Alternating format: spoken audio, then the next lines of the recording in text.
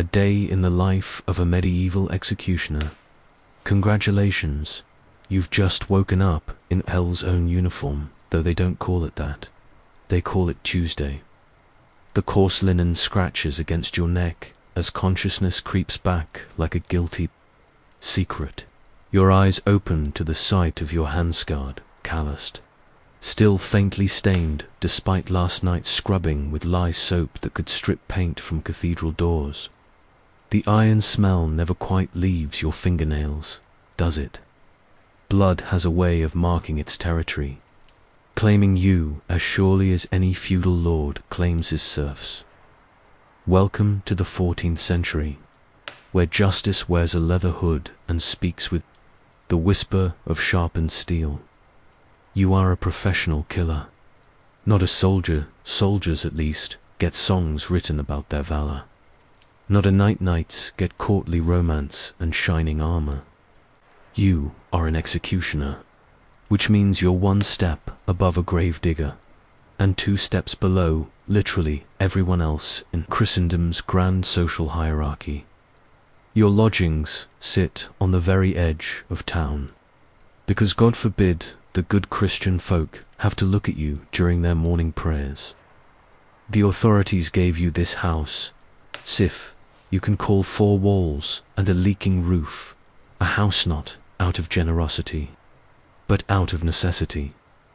They need someone to do the wet work, but they sure as hell don't want to smell you doing it. The morning routine begins before dawn, because death doesn't keep bankers' hours. First, you check your tools, your axe, sweet, reliable companion that she needs daily attention.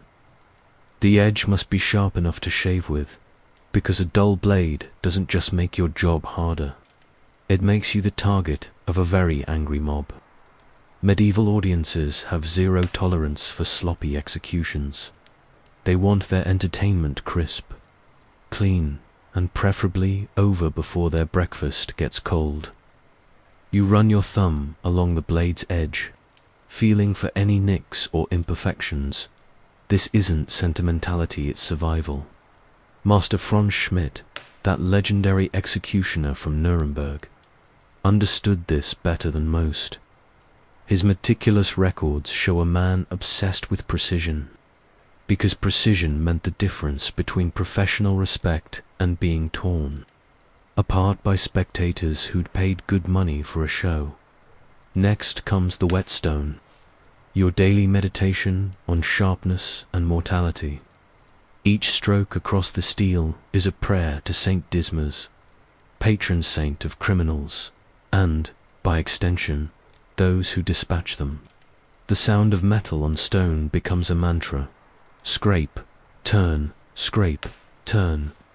It's almost peaceful if you ignore what the blade will taste before sunset. The axe isn't your only friend, though. Your collection includes a sword for the nobility, because even in death, class distinctions matter, and various ropes for the more common varieties of justice. Hemp rope, specifically. Not because it's particularly strong, but because it's cheap and plentiful. The king's purse doesn't stretch to silk nooses. More's the pity.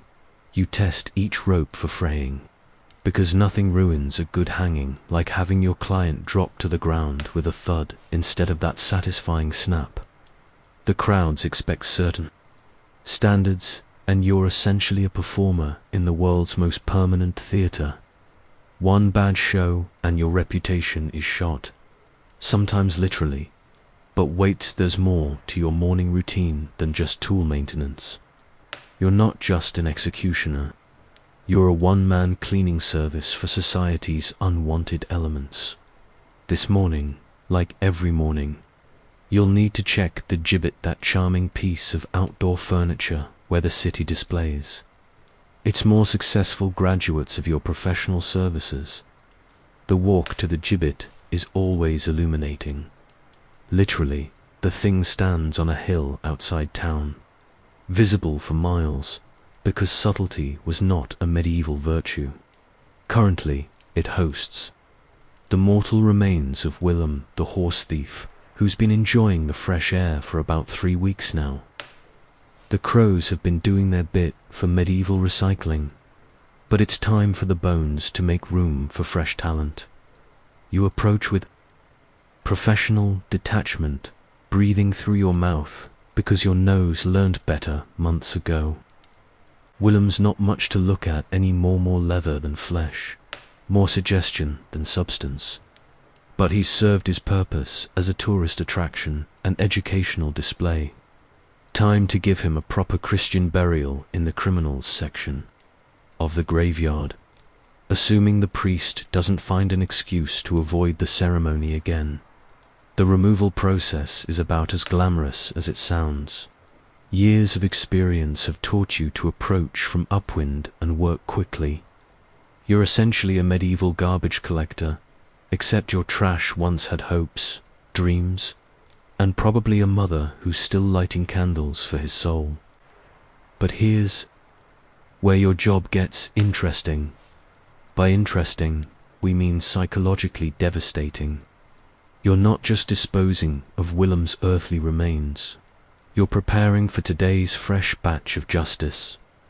3 more souls are scheduled to meet their maker before the sun sets, and each one requires different preparations. First up, Margaret the arsonist, who decided the local granary needed more ventilation than God originally intended. She's earned herself a burning at the stake, which means you'll need to prepare the pyre. This isn't just a matter of throwing some kindling together and lighting a match, though matches won't be invented for another few centuries. So scratch that. You'll need proper seasoned wood, arranged just so, with a platform high enough for the crowd to see but stable enough not to collapse and ruin the theological symbolism. The church takes its fire very seriously. Margaret isn't just being executed, she's being purified. The flames are supposed to cleanse her soul before it meets St. Peter, though you suspect St. Peter might need a drink after reviewing her. File. The wood needs to be dry enough to burn hot, and faster, slow roast is bad for everyone involved. The crowds get restless, Margaret suffers unnecessarily, and you get blamed for poor event management. Then there's Thomas the Cohen, whose creative approach to currency management earned him a date with your rope. Hanging is your bread and butter, quick, efficient, and relatively foolproof. The key word being relatively. You've seen hangings go wrong in spectacularly unpleasant ways, usually involving too much rope, too little rope, or rope that decided to take an unscheduled break during the main event. Thomas will require a standard scaffold, which means hauling timber, assembling the platform, and testing the trapdoor mechanism. Medieval engineering wasn't exactly known for its reliability, so you'll test everything twice. The last thing you need is Thomas plummeting through a faulty floor and landing in someone's lunch. The mathematics of hanging are surprisingly complex. Too short a drop, and Thomas will strangle slowly while the crowd gets impatient. Too long a drop, and you'll be cleaning up a mess that would make a butcher queasy. The perfect length depends on weight, height, and the whims of physics, though medieval physics were more like medieval suggestions.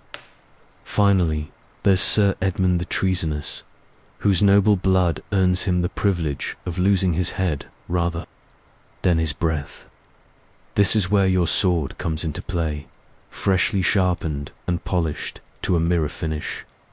Beheading a nobleman requires style, precision, and nerves of steel, because the crowd will include his peers, who know the difference between a clean cut and a hack job. The beheading block needs to be the right height. Too high and your swing goes awry. Too low and you strain your back. You've learned through painful experience that occupational injuries are a real concern in the execution business. There's no workers' compensation for pulling a muscle while separating nobility from their heads. But before any of this theatrical justice can commence, you have another delightful responsibility: extracting confessions from tonight's guests of honor. Because, apparently, your job description includes part-time torturer along with professional life ender and public sanitation engineer. The torture chamber, or interview room, as the magistrates euphemistically call it, sits beneath the courthouse, like a medieval basement of broken dreams. The stone walls weep condensation that might be moisture, might be tears from previous clients, might be the building itself crying at what it's forced to host. Your torture equipment requires daily maintenance too, because even instruments of agony need proper care. The rack's ropes need checking for wear, the thumb screws need oiling to ensure smooth operation, and the Iron Maiden needs her hinges cleaned. Yes, you named her. Don't judge. When your social circle consists entirely of people you're about to kill, you take friendship where you can find it. Margaret, Thomas, and Sir Edmund are already enjoying the hospitality of the dungeon's finest accommodations. By finest, we mean cells that make modern prison toilets look like luxury suites. The straw hasn't been changed in weeks, the walls are decorated with creative arrangements of mold, and the rats have formed their own municipal government. Margaret sits in the corner, rocking back and forth, while muttering prayers that sound suspiciously like curses. Her confession is already signed, sealed, and delivered, though it took some creative persuasion involving the rack and her increasingly elastic limbs. She admitted to arson, witchcraft, consorting with demons, and teaching neighborhood children to swear in Latin. Whether all of this is true is irrelevant. The confession is what matters for the paperwork. Thomas proved more stubborn. He maintained his innocence right up until you introduced him to the thumbscrews, at which point he confessed not only to coin clipping but also to theft, adultery, blasphemy, and being personally responsible for the Black Death. Medieval interrogation techniques were remarkably effective at producing comprehensive confessions, though their accuracy left something to be desired. Sir Edmund, being nobility, gets the deluxe treatment. No torture for him, his word as a gentleman is sufficient, even when that word is guilty of high treason. The privilege of rank extends even into the dungeon, which must be comforting when you're about to lose your head for plotting against the king. Your morning rounds also include checking on the crowd control preparations. Medieval executions were the ultimate spectator sport, drawing audiences that would make modern stadium managers weep with envy. Everyone from nobles to peasants turns out for a good execution, and managing their expectations is part of your job description. The town crier has already made his rounds, announcing today's entertainment schedule. Hear the, by order of His Majesty's court, 3 malefactors shall meet justice at the stroke of noon. Margaret the witchborn shall burn for her wickedness. Thomas the thief shall hang for his avarice. Sir Edmund the false shall lose his noble head for his treachery. Bring your children and your appetites, for justice shall be served hot and fresh. The marketers of medieval times knew their audience. Executions were family entertainment, complete with vendors selling meat pies, ale, and souvenir programs, listing the condemned's crimes. Children would get their first taste of mortality while enjoying a nice pastry, creating memories that would last a lifetime, however long that might be in an era when the average lifespan was shorter than a modern mortgage. Your job includes ensuring the viewing experience meets public expectations.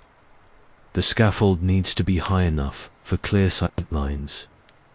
The executioner's block positioned for maximum dramatic effect. and the pyre arranged so the flames won't obscure the victim's final moments.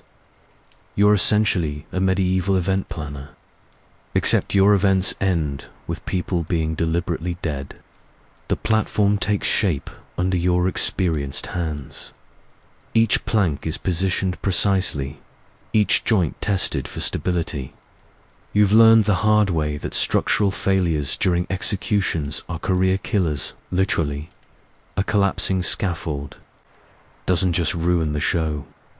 It can turn you from executioner to victim faster than you can say architectural miscalculation.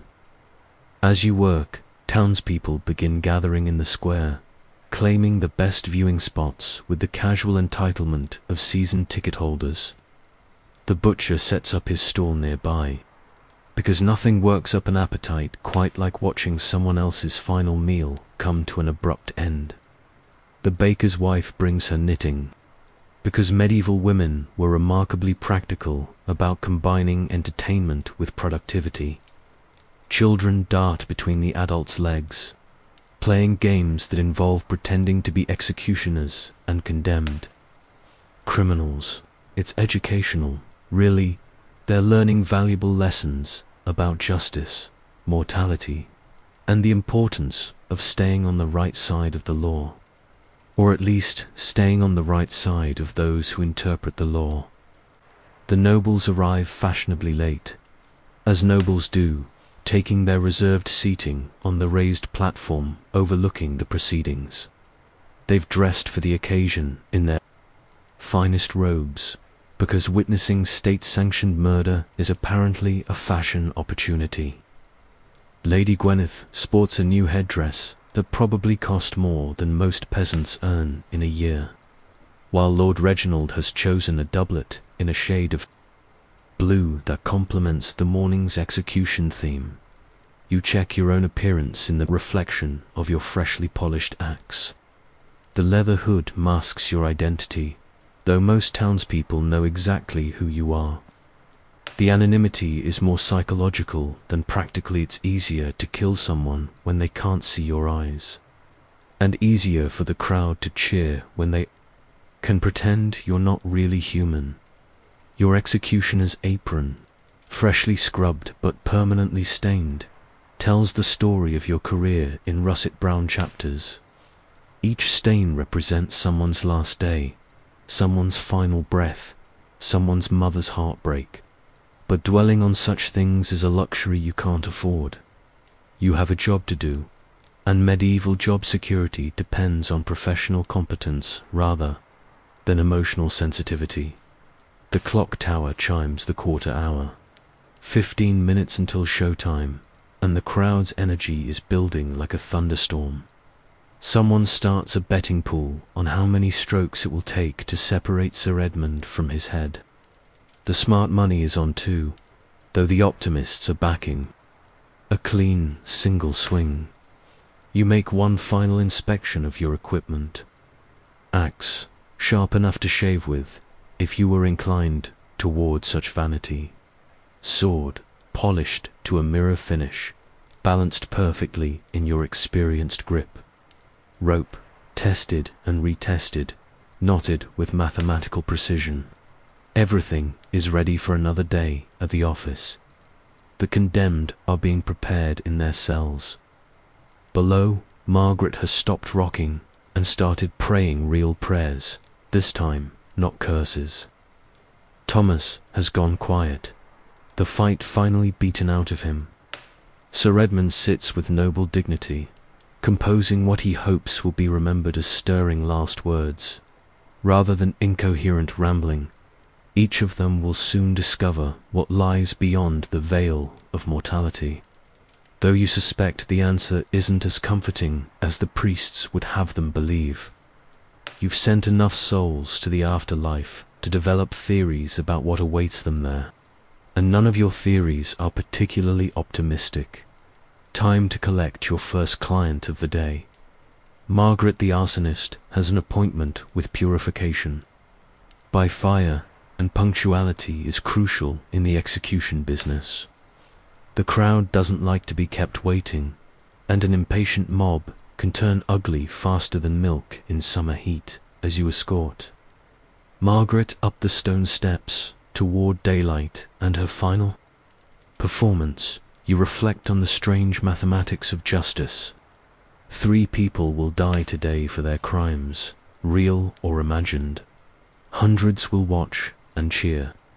1 will do the killing and go home to a cold supper and troubled sleep. Welcome to your day job. Try not to think about tomorrow. The show must go on. The sunlight hits your hooded face like a slap from God himself. Margaret squints beside you, her eyes adjusting to what will be her last glimpse of the world above ground.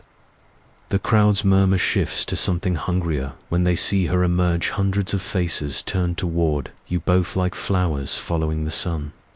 Except these flowers feed on suffering rather than light. Margaret's legs threaten to give out as she takes in the scene. The pyre stands ready, a monument to medieval efficiency built from your morning's labor. Seasoned oak forms, the base oak burns hot and clean, though clean is relative when you're cremating a human being. The platform rises exactly 4 feet from the ground, high enough for optimal viewing, but low enough that Margaret won't break her neck falling if she faints before the flames take hold. You've learned through experience that the condemned often lose consciousness at the worst possible moments. Last year, during the execution of Henrik the Heretic, the man simply toppled over dead from sheer terror before you could light the first twig. The crowd felt cheated, the church felt robbed of its theological demonstration, and you felt like a complete professional failure.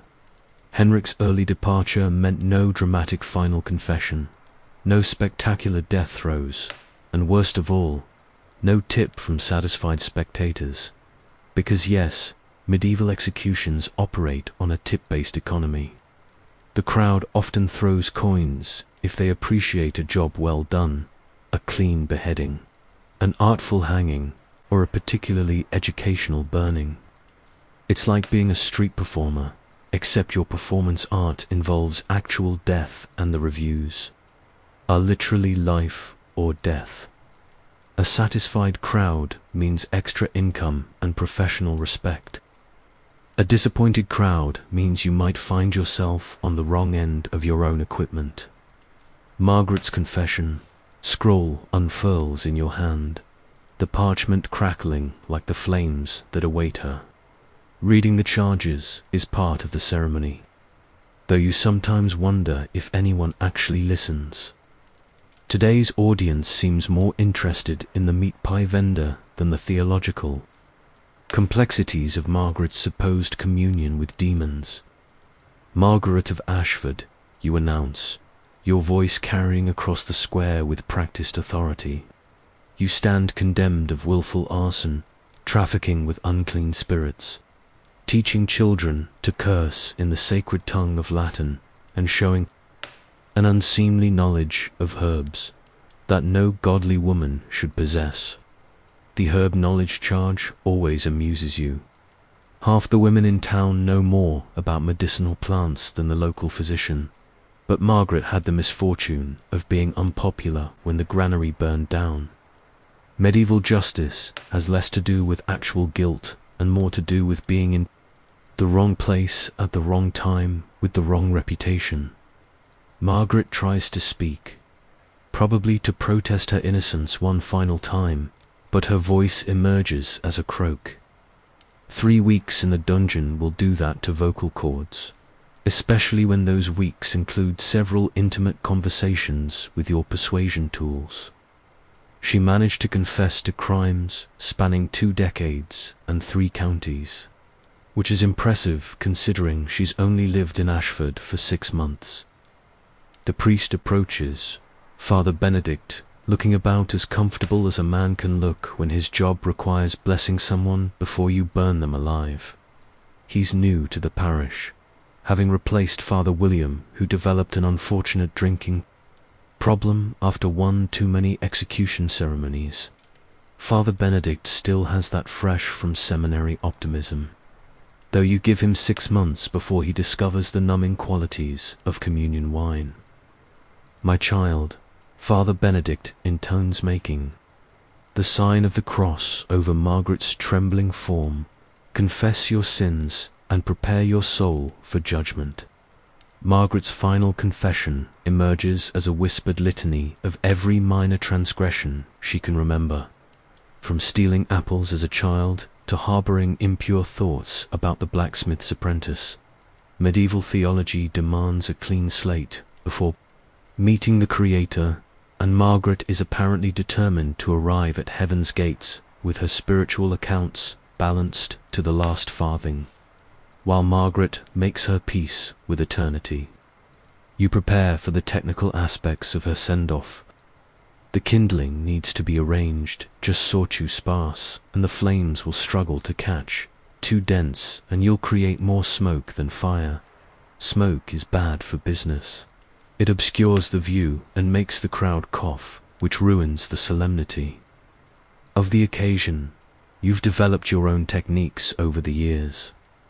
Innovations that would make your profession proud if executioners were the sort to hold professional conferences.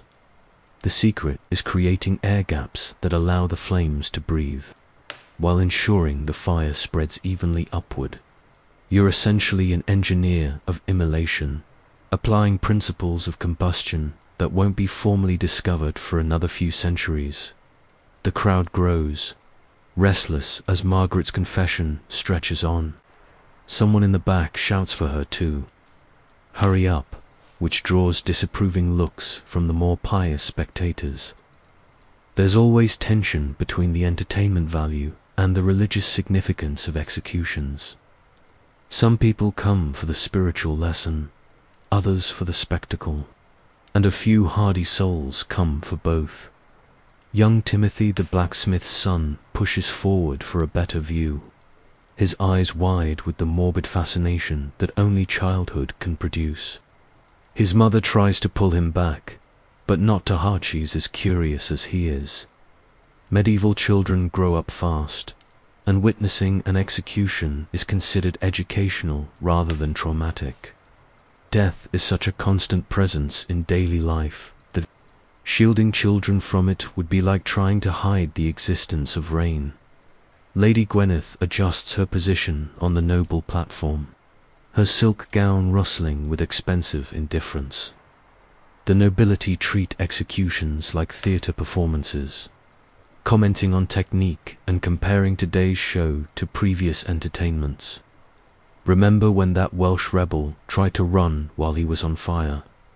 Lord Reginald chuckles to his companion. Most amusing chase we've had in years. The noble's casual attitude toward human suffering never fails to amaze you. Then again, you're hardly in a position to judge. You're about to set a woman on fire for money, which doesn't exactly qualify you for sainthood. The only difference between you and the aristocrats is that they get to maintain plausible deniability about their participation in state-sanctioned murder. Margaret finally finishes her spiritual housekeeping, and Father Benedict steps back with visible relief. Now comes the moment when your technical expertise takes center stage. You guide Margaret to the pyre with something resembling gentleness, not from kindness, but from professional pride. A struggling victim creates an undignified spectacle that reflects poorly on everyone involved. The chain that will secure Margaret to the stake has been carefully measured. Too loose and she might escape the flames' embrace. Too tight and circulation cuts off, causing unconsciousness before the theological lesson concludes. You've learned to read the signs of impending fainting, the pale complexion, the trembling knees, the glazed look that means someone's soul is already checking out early. Any last words? You ask, though you're hoping she keeps them brief. The crowd's attention span is limited, and you have 2 more executions scheduled before sunset. Margaret opens her mouth, closes it, then manages to whisper something about forgiveness for her enemies. It's disappointingly conventional, no curses, no dramatic revelations, no last-minute confessions that would send shockwaves through the assembled nobility. The torch feels heavier than usual in your hand as you approach the pyre. Fire is messy, unpredictable, and prone to developing its own agenda once unleashed. Unlike hanging or beheading, burning offers numerous opportunities for things to go spectacularly wrong. The wind could shift, sending flames toward the crowd. The wood could be damp despite your careful selection, producing more smoke than heat.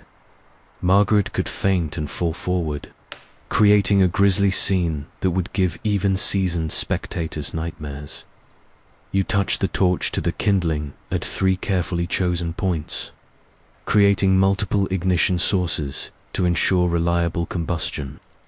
The dry tinder catches immediately, small flames dancing upward with cheerful enthusiasm. For a few moments, the fire looks almost beautiful or warm, golden light that could be heating a cozy hearth rather than ending a human life. Margaret remains, conscious longer than you expected, standing straight as the flames begin their work. Her lips move in what might be prayers or might be curses at this distance. It's impossible to tell. The crowd falls silent, hundreds of people holding their collective breath as the medieval drama reaches its climax. The flames reach Margaret's feet, and her composure finally cracks. The screaming starts low and builds to a crescendo that echoes off the surrounding buildings. This is the moment when even the most bloodthirsty spectators remember that they're watching a fellow human being die in agony. Children press their faces into their mothers' skirts, while adults stare with the fascination of people glimpsing their own mortality. You maintain professional detachment, watching for signs that intervention might be necessary. Sometimes the condemned person's hair catches fire early, creating a dramatic visual effect that the crowd appreciates. Other times, the victim passes out from smoke inhalation, which cuts short the educational aspects of the demonstration. Each execution is unique, requiring split-second decisions that can mean the difference between a successful show and a professional embarrassment. The screaming stops after what feels like hours but was probably less than 2 minutes. Margaret's soul has departed for whatever judgment awaits, leaving behind only the mechanical processes of cremation. The crowd begins to disperse, their appetite for spectacle temporarily satisfied. Some linger to watch the flames consume what remains, while others hurry away to process what they've witnessed over ale and gossip. Father Benedict approaches the pyre to offer final prayers for Margaret's soul, though you suspect his words are more for the living than the dead. The priest looks like he's aged a year in the past hour, another casualty of medieval justice's psychological toll. You make a mental note to recommend the good wine merchant to him. Quality alcohol makes this job bearable, and Father Benedict will need all the help he can get. The cleanup begins immediately. Medieval crowds are remarkably untidy, leaving behind food scraps, ale containers, and the occasional lost child who got separated from their parents during the excitement. You're responsible for maintaining the execution site, which means sweeping up after hundreds of people who came to watch someone die for entertainment, while Margaret's remains continue their reduction to ash and bone. You prepare for the next performance. Thomas the Coincliper awaits his appointment with the rope, and hanging requires different preparations than burning. The gallows must be tested one final time, the rope inspected for any wear that might cause embarrassing failures, and the trap door mechanism oiled to ensure smooth operation. Thomas proves more troublesome than Margaret. 3 weeks in the dungeon haven't broken his spirit. and he maintains his innocence with the stubborn persistence of a man who genuinely believes he's been wronged. Which, to be fair, he probably has been. Medieval justice operates on the principle that someone must pay for every crime, and Thomas had the misfortune of being the most convenient suspect when Lord Reginald's silver went missing. The coin-clipping charges are almost certainly false. Thomas lacks the technical skills required for sophisticated currency manipulation, and his ham-fisted attempts at metalworking are legendary throughout the district. But someone needed to hang for the crime, and Thomas's reputation as a general troublemaker made him an ideal candidate for judicial convenience. "I never touched his lordship's silver," Thomas declares as you escort him to the scaffold. "I can barely clip my own fingernails, let alone clip coins." His protest draws chuckles from the crowd, who appreciate a condemned man with a sense of humor. Thomas's defiance actually works in his favor. Audiences prefer their victims to show some spirit, rather than simply collapse into whimpering submission. The rope you've selected for Thomas measures exactly 7 feet, calculated based on his weight and height, using methods passed down through generations of executioners. 2 little rope and heels strangle slowly while the crowd grows impatient. Too much rope and you'll decapitate him accidentally, which creates an unnecessarily messy scene that reflects poorly on your technical competence. Hanging is supposedly the most humane form of execution, though that's damning with faint praise. Done correctly, the sudden stop breaks the neck cleanly, causing near-instantaneous unconsciousness. Done incorrectly, the victim strangles slowly while their body performs an undignified dance for the crowd's amusement. Professional pride demands the former outcome, though medieval rope technology doesn't always cooperate with professional intentions. Thomas climbs the scaffold steps with surprising dignity, nodding to familiar faces in the crowd as if he's arriving at a social gathering rather than his own execution. His wife stands near the front, tears streaming down her face, but maintaining the stoic composure expected of a condemned man's family. She'll be shunned by the community after today, guilty by association of Thomas's alleged crimes. The hood goes over Thomas's head with practiced efficiency, not to spare his feelings, but to spare the crowds. People prefer their executions sanitized, the victim's humanity hidden behind anonymous cloth. It's easier to cheer for someone's death when you can't see their eyes. Easier to sleep afterward when you haven't watched terror and realization play across a human face. Any final words? You ask through the hood's heavy fabric. Thomas considers this, probably weighing the value of one last protest of innocence against the futility of changing anyone's mind at this late stage. "Tell my Martha she's the finest woman in 3 counties, he finally says, his voice muffled but clear. "And tell Lord Reginald his silver will turn to lead in his hands for what he's done this day." It's not quite a curse, but it's close enough to make several spectators cross themselves nervously. The rope settles around Thomas's neck with the weight of finality. You've tied the knot with mathematical precision, positioned exactly where anatomy and physics dictate for optimal results. This is craftsmanship of the darkest sort, the application of deadly expertise honed through years of professional experience. The trapdoor mechanism represents the pinnacle of medieval engineering applied to human termination. A simple lever releases the platform beneath Thomas's feet, allowing gravity to complete the transaction with brutal efficiency. You've tested this mechanism dozens of times today, but mechanical failure remains a constant concern. Nothing ruins an execution quite like equipment that refuses to cooperate at the crucial moment. Your hand rests on the lever while Father Benedict offers final prayers for Thomas's soul. The crowd falls silent again, hundreds of people united in anticipation of the moment when life becomes death. Children hold their breath, adults lean forward for better views, and the nobility adjust their positions for optimal sightlines. The lever moves with a satisfying click, and Thomas disappears through the trap door with a sudden jerk. The rope snaps taut, the scaffold shudders under the impact, and medieval justice claims another victim. Thomas's body swings gently in the afternoon breeze, a pendulum marking time's passage from life to death. The crowd exhales collectively, their bloodlust temporarily satisfied by another successful demonstration of state power.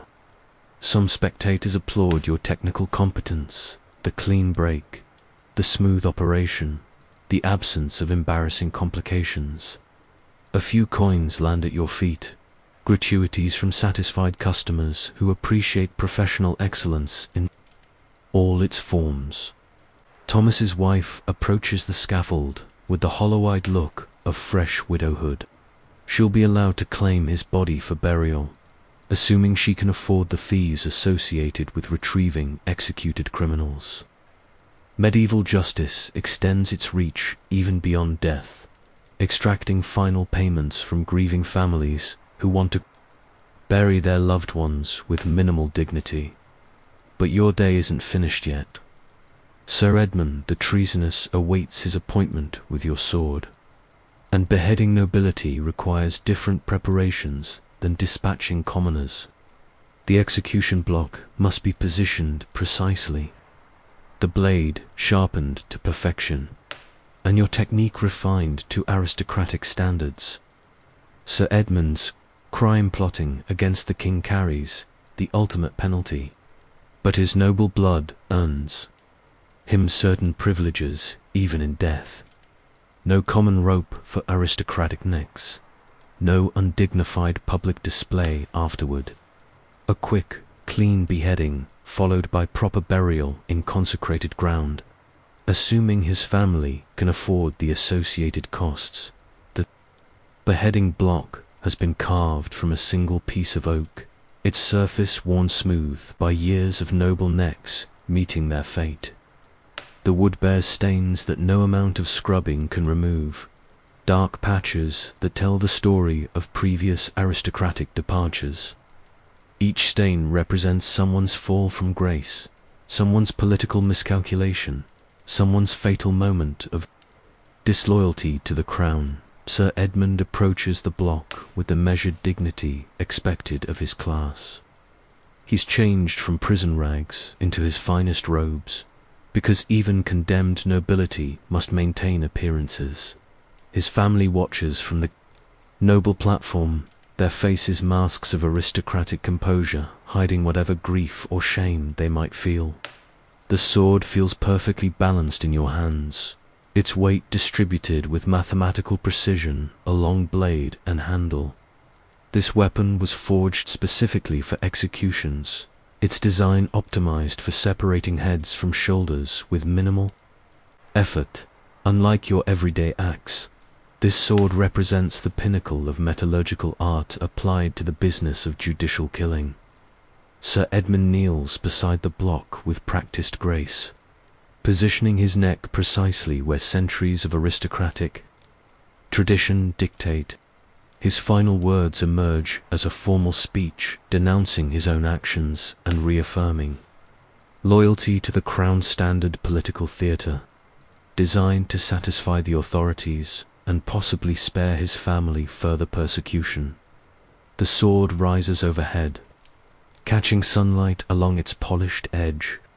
This moment requires absolute precision. Nobility doesn't tolerate sloppy technique. One clean stroke will preserve your professional reputation and Sir Edmund's dignity. Multiple strokes would be unthinkable, a humiliation that would follow you for the rest of your career.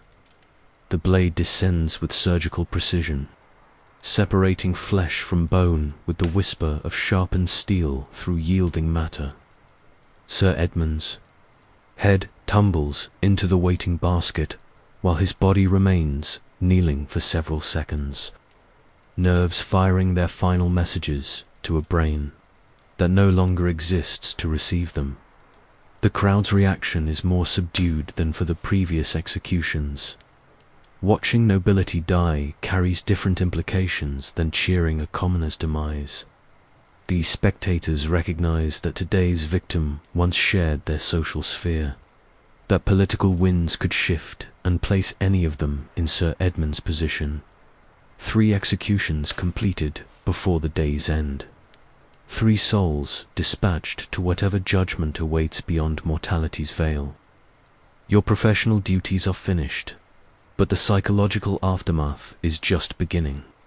Each death leaves its mark on the executioner's psyche, accumulating like spiritual scar tissue that never quite heals. The cleanup continues as shadows lengthen across the execution ground.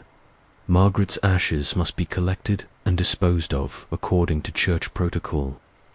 Thomas's body requires removal from the gallows before decomposition creates public health concerns. Sir Edmund's remains need preparation for burial in the family crypt, assuming proper payments have been arranged. But that's tomorrow's concern. Today's work is finished, and you've earned your daily bread through the application of deadly expertise. 3 people woke up this morning. Only you return home tonight. Medieval justice has been served, and society can sleep safely knowing that criminals have paid the ultimate price for their transgressions. To walk back to your isolated dwelling carries the weight of another day's killing. Children who cheered the executions now cross themselves when you pass, their parents pulling them close as if your touch might contaminate their innocent souls. You are necessary but untouchable, essential but excluded, feared and despised in equal measure. Tomorrow will bring fresh crimes, new victims, different methods of applying death in service of justice. The wheel of medieval law continues turning, grinding individual lives into examples for social consumption. And you'll be there to operate the machinery, one execution at a time. Welcome to another completed day in paradise. Try not to dream of their faces tonight. When the sun sets on Judgment Day, the afternoon sun casts long shadows across the execution ground as you survey the day's work with the satisfaction of a craftsman who's delivered professional excellence.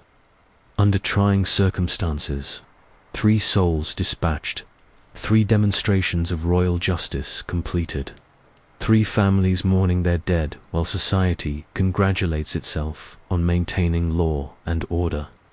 Just another Tuesday in medieval paradise. The coin collection from today's performances jingles pleasantly in your leather poucher, respectable haul from satisfied customers who appreciated clean technique and efficient showmanship. Mouth matters in the execution business, and today's audience seemed genuinely impressed by your professional competence. The beheading, in particular, drew several compliments from the noble section, always the most discerning critics of judicial craftsmanship. Tips aren't your only source of income, though they certainly help supplement the modest salary provided by His Majesty's Treasury. Your official compensation package includes several perks that would make other medieval professionals envious, assuming they could overcome their revulsion long enough to appreciate the benefits. Free housing, for instance, though free comes with the understanding that you'll live wherever the authorities decide to stick you, usually as far from respectable society as geography permits. Your cottage sits at the very edge of town, positioned strategically between the civilized world and the wilderness where wolves and bandits roam. The location serves multiple purposes. It keeps you conveniently isolated from decent folk who might be contaminated by your presence, while simultaneously placing you close enough to respond quickly when duty calls.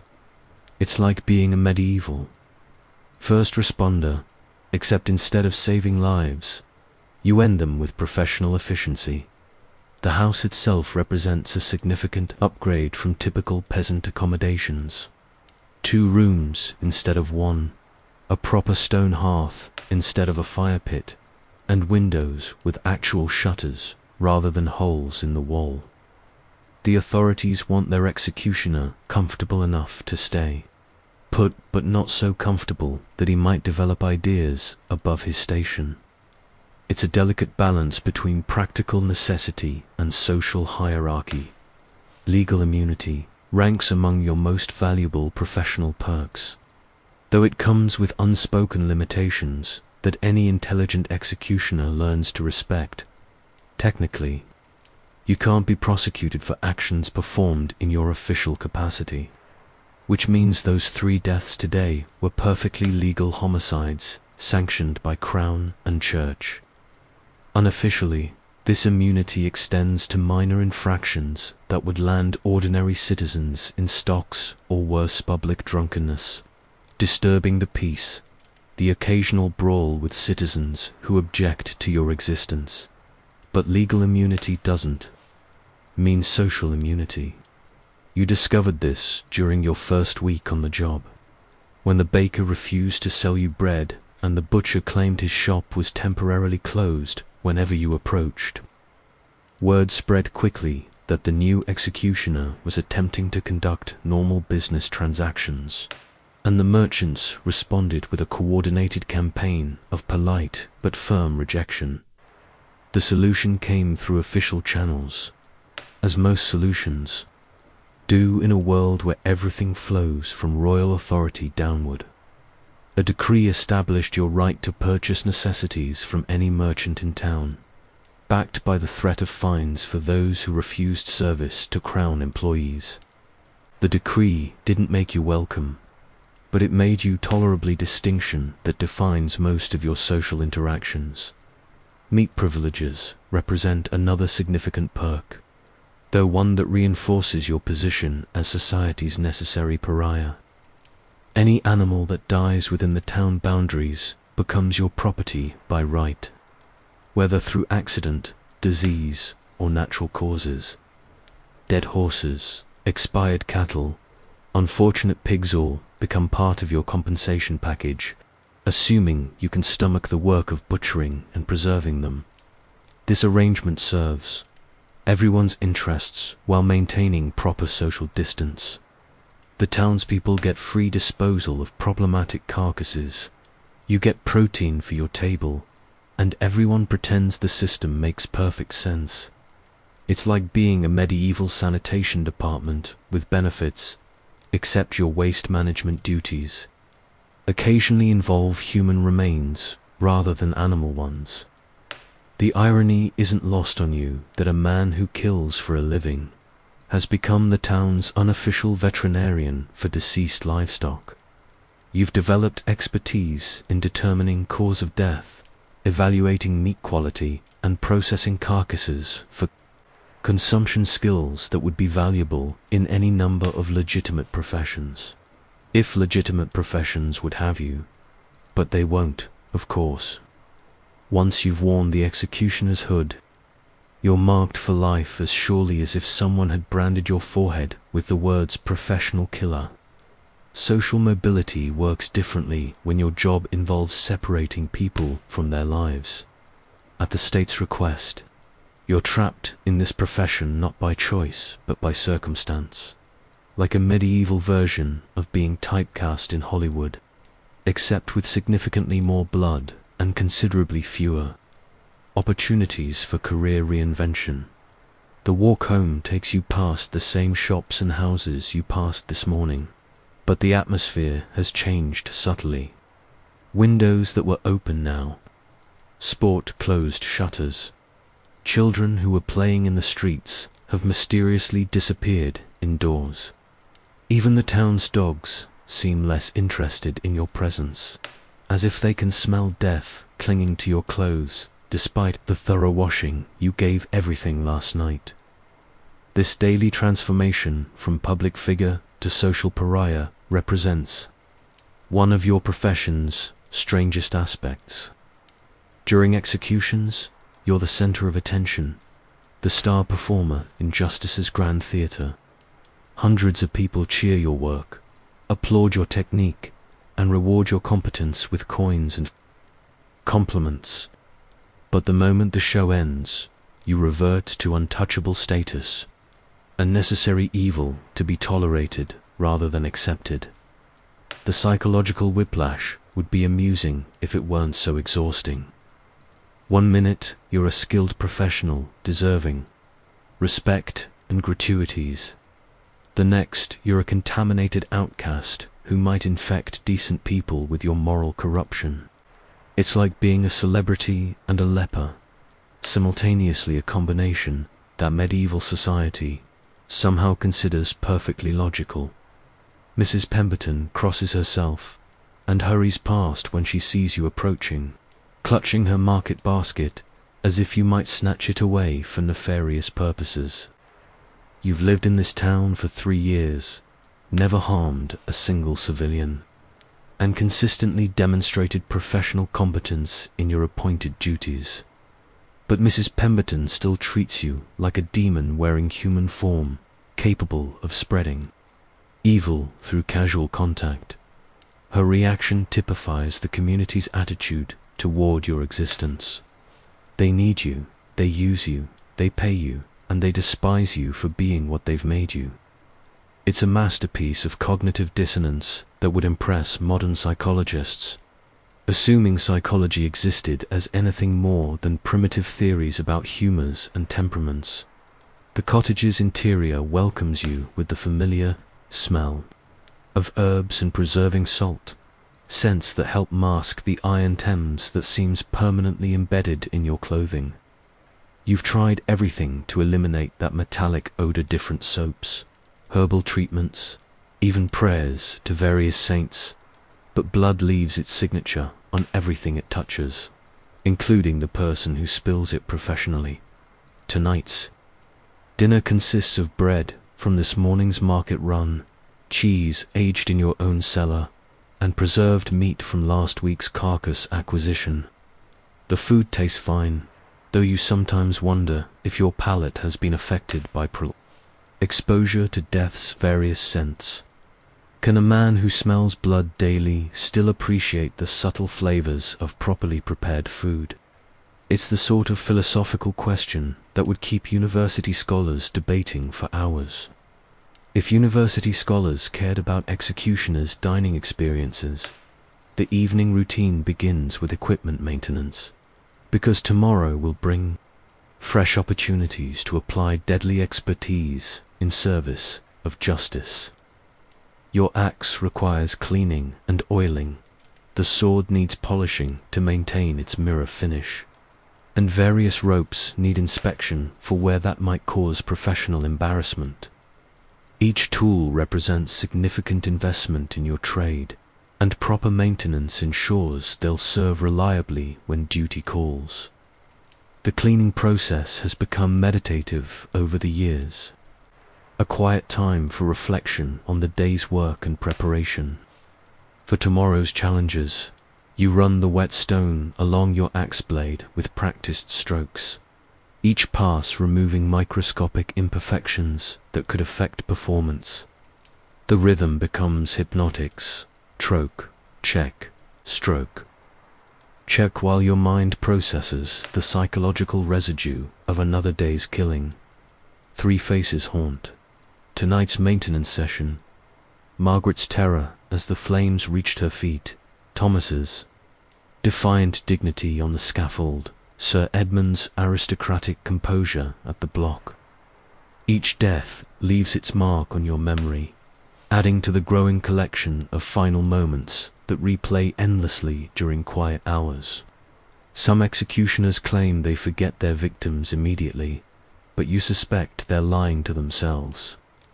As much as to others, the psychological toll accumulates like interest on a debt you never agreed to pay.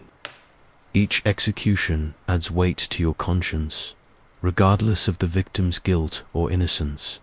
You're paid to kill, not to judge, But the human mind isn't designed to separate action from moral consequence so cleanly. The Church insists you're performing God's will, but God remains mysteriously silent about whether He appreciates your professional services. Sleep brings no relief from the day's ghosts. Your dreams replay the executions with frustrating persistence, sometimes with historical accuracy, and sometimes with nightmare variations that would make Dante weep. Tonight, you'll probably dream about Margaret again, except in the dream, she survived the flames and emerged seeking vengeance against the man who lit her pyre. Or Thomas will climb down from his noose, rope still around his neck, demanding to know why you killed an innocent man for crimes he never committed, Sir Edmunds. Ghost proves most troublesome because his aristocratic breeding extends into the afterlife. He appears in dreams wearing his finest robes, his severed head tucked politely under one arm, speaking in cultured tones about the proper etiquette for haunting one's executioner. I say, old fellow, Dream Edmund typically begins, I do hope.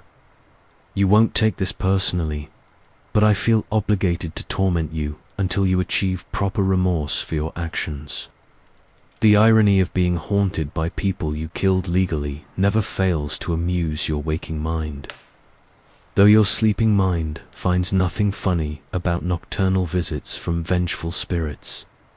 Medieval theology offers conflicting advice about whether executed criminals can return from the grave to trouble their executioners.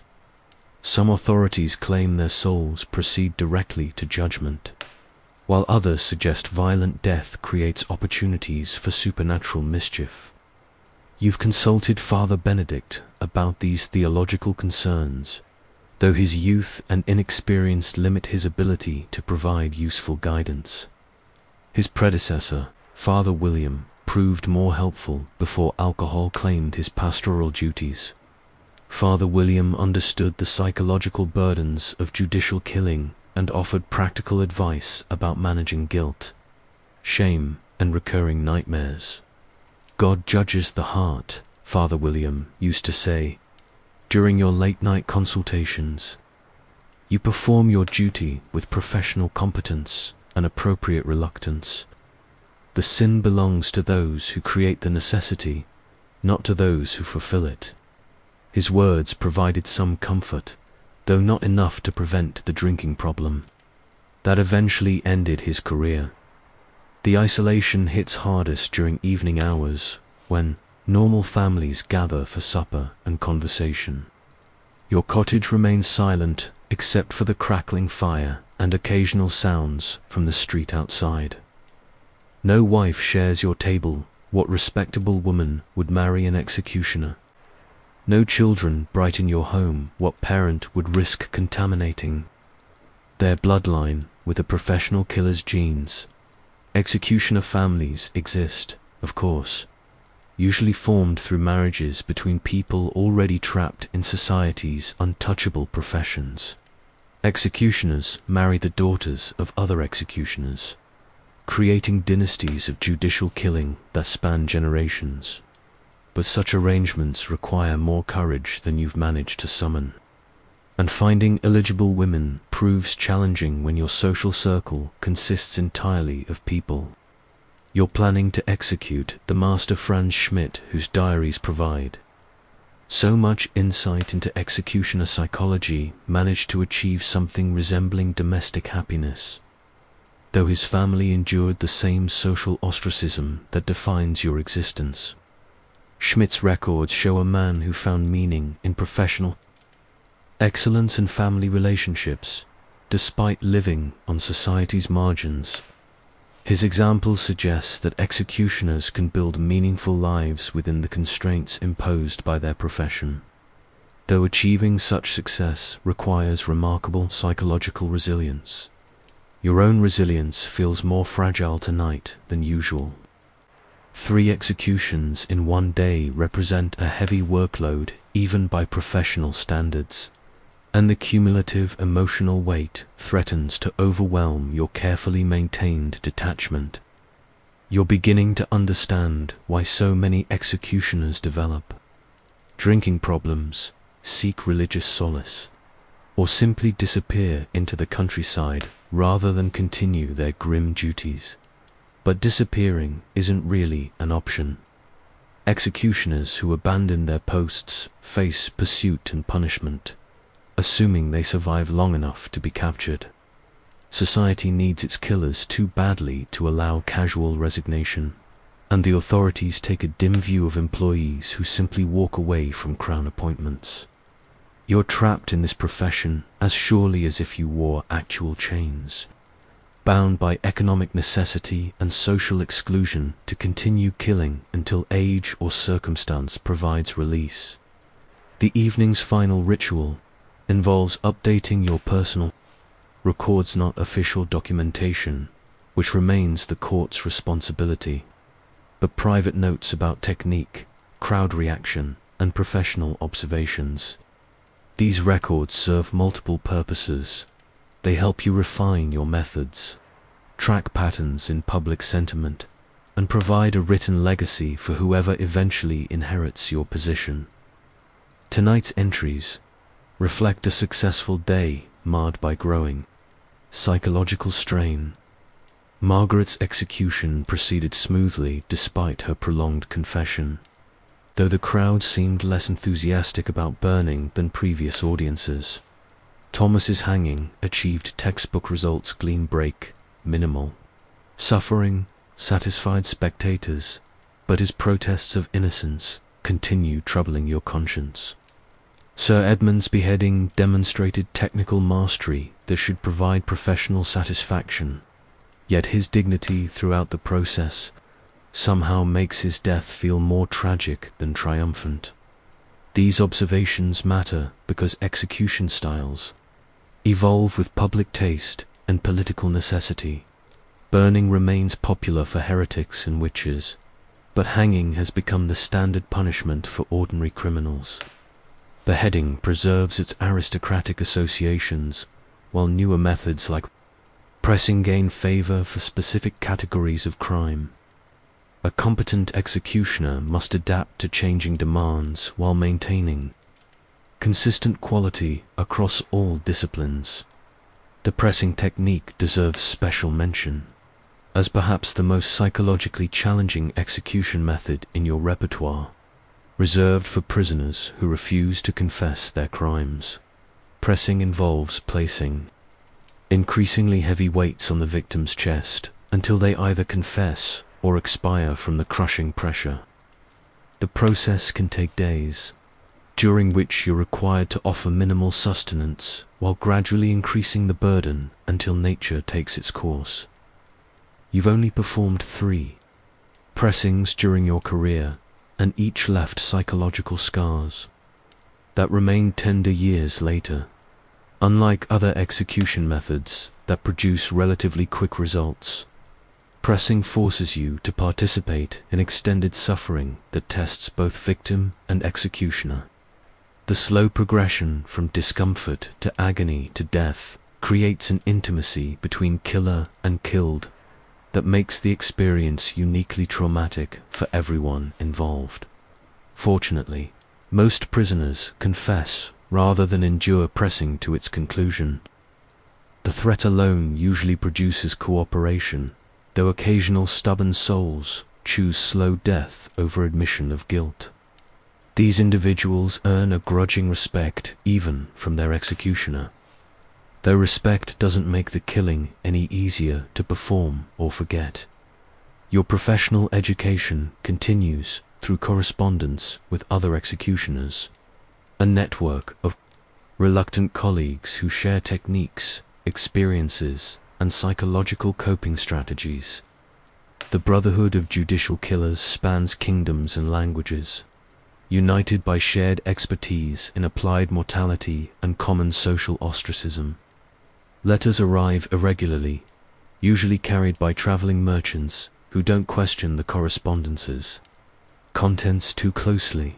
Heinrich in Stuttgart, recently described a new beheading technique that reduces blade wear while improving consistency. Marie and Lyon shared observations about crowd management during multiple executions, particularly strategies for maintaining audience attention across extended programs. Jacques and Ruang provided detailed analysis of hanging rope quality, including supplier recommendations and knot modifications that enhance reliability.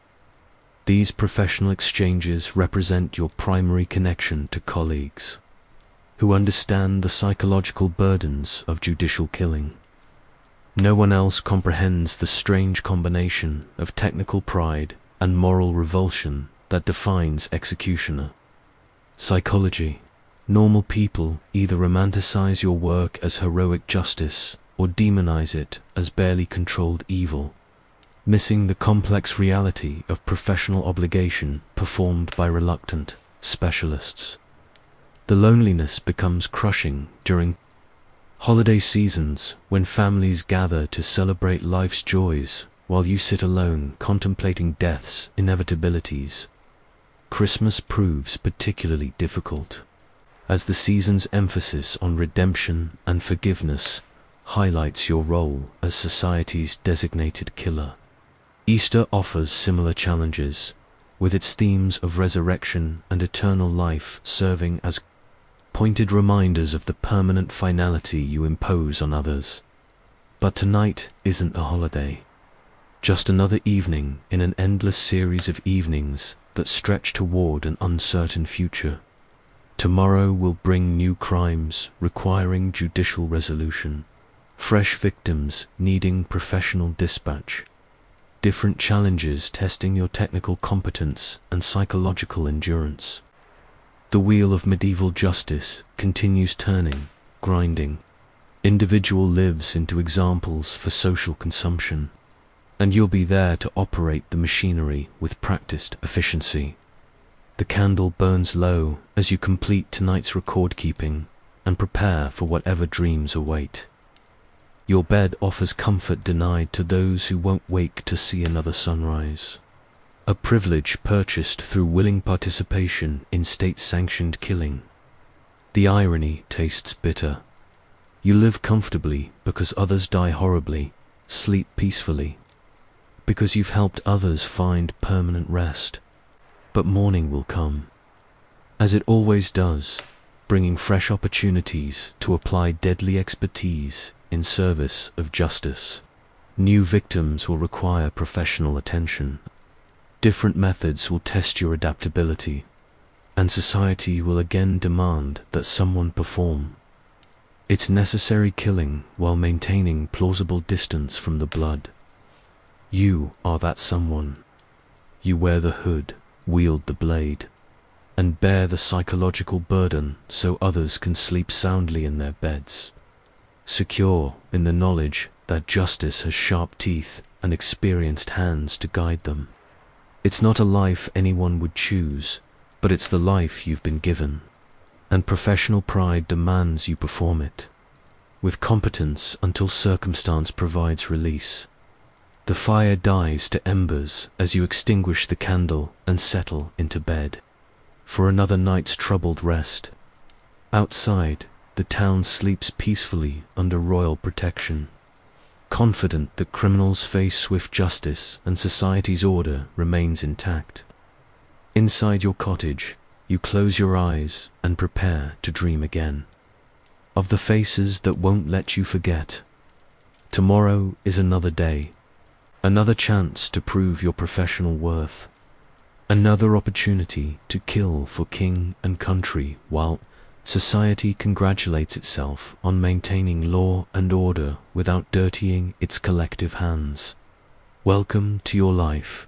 Try to sleep while you'll need the rest for tomorrow's fresh horrors. At least the pay is steady and the job security is excellent.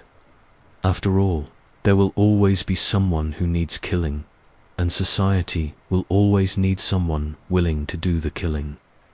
That someone is you, now and forever, until death provides the only retirement plan available to professional executioners. Sweet dreams, and may your blade stay sharp for whatever tomorrow brings.